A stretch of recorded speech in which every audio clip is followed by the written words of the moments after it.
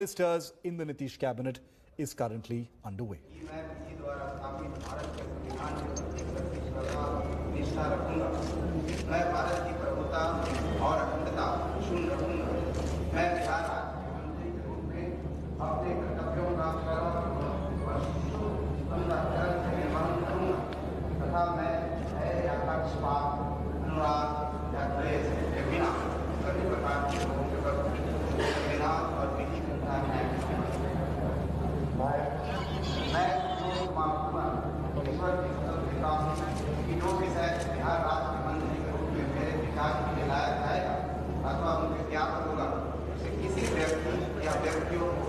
तब तक सिवाय जब ऐसे मंत्री के रूप में अपने कर्तव्यों के समय निर्वहन के लिए ऐसा करना अपेक्षित हो, मैं प्रत्यक्ष या अप्रत्यक्ष रूप से संशोधित या प्रकट नहीं करूँगा।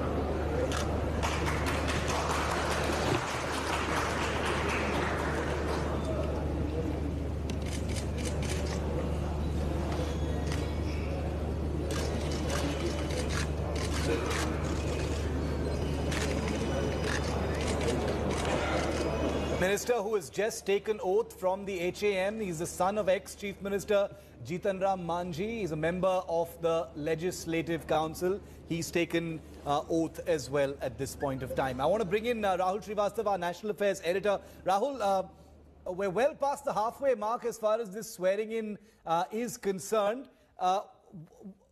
What are the first few weeks of this government going to look like, Rahul? I know I'm continuously harping on the dynamic having changed, and that, of course, is the big story in the Bihar election victory. How is that going to manifest after this government is formed, going forward, the relationship?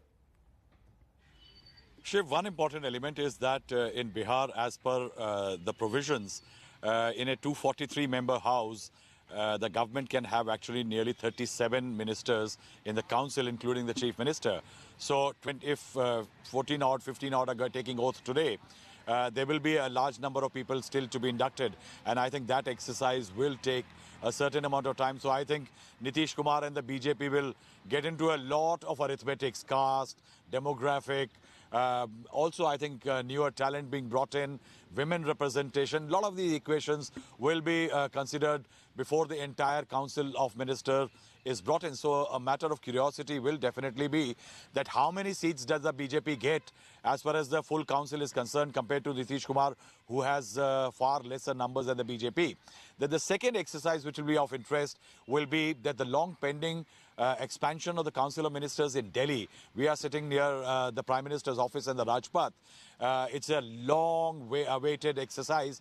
Jyotiraditya Scindia has passed the entrance test as far as after joining the BJP. How will he be inducted? What portfolio will he get? Remember that after 2017, when Nitish Kumar joined back the NDA, dumping the Mahagathbandhan, there was a question that whether Nitish Kumar men will join the Council of Ministers, and he was not very happy with being offered one seat. So now that his numbers are diminished, who will be the man from JDU in the Prime Minister Modi's council, and how many seats will it get will be a question. Remember, there is a situation right now in the Council of Ministers in Delhi, Shiv, that there is only one member from the NDA alliance partners who is part of the Prime Minister's Council of Ministers, and that is RPI's Ramdas Athawale. So will more alliance partners be brought in, and what will be the role of the JDU?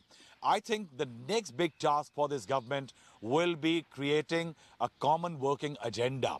This government has come in, I think, on a very shaky wicket. It's not a very strong verdict. So the migrant issues, the development issues, because Nitish Kumar may have actually scraped through with the BJP's help, with Prime Minister Modi's development image actually pushing the fortunes of the JDU. But the development card of Nitish Kumar since 2017 has been really lacking. And I think that's what they will like to build on. A lot of promises have been made in the run-up to this election when Prime Minister talked about the double engine ki gadi. Double engine means Delhi ruled by BJP and Nitish Kumar ruling Bihar.